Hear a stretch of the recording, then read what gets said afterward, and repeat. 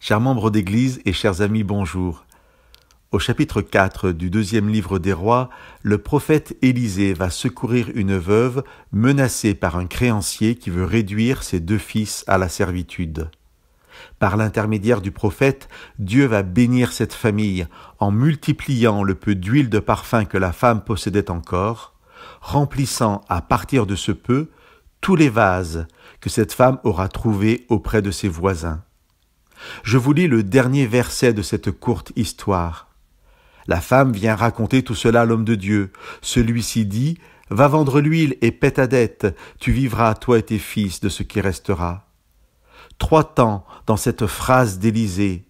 « Va vendre l'huile et paie ta dette, tu vivras, toi et tes fils, de ce qui restera. » 3 temps que je vous propose comme modèle de l'œuvre que Dieu veut accomplir dans nos vies.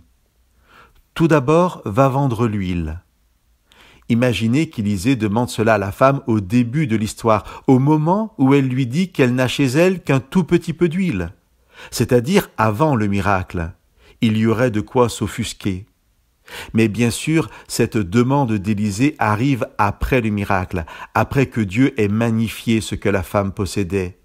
Dieu nous dit « Va » avec la force que je t'ai donnée, va avec ce que j'ai multiplié de précieux dans ta vie, va et utilise le miracle que j'ai réalisé dans ta vie. Ensuite, paie ta dette. La première chose, après la reconnaissance du miracle de Dieu dans nos vies, est de l'utiliser pour régler ce que nous comprenons être pour nous une dette. Comme la femme, c'est à nous d'aller et de faire la démarche. Et que peut représenter la dette pour nous ? Notre responsabilité dans une situation qui nécessite de demander pardon, ou une réconciliation, ou un changement d'orientation dans nos vies. Quoi que ce soit, nous y allons parce que Dieu a pourvu au règlement de la dette. Mais à nous de rendre cela concret dans nos vies. Et enfin, tu vivras de ce qui restera. Dieu n'est pas juste le Dieu de l'instant, mais aussi le Dieu de la permanence. Il ne nous a pas bénis une fois pour nous abandonner par la suite.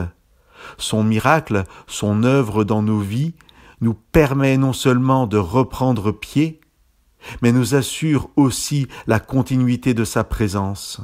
Dieu est le Dieu de l'abondance et de la surabondance pour que nous puissions vivre, nous et nos familles, de ses bénédictions. Que Dieu vous bénisse.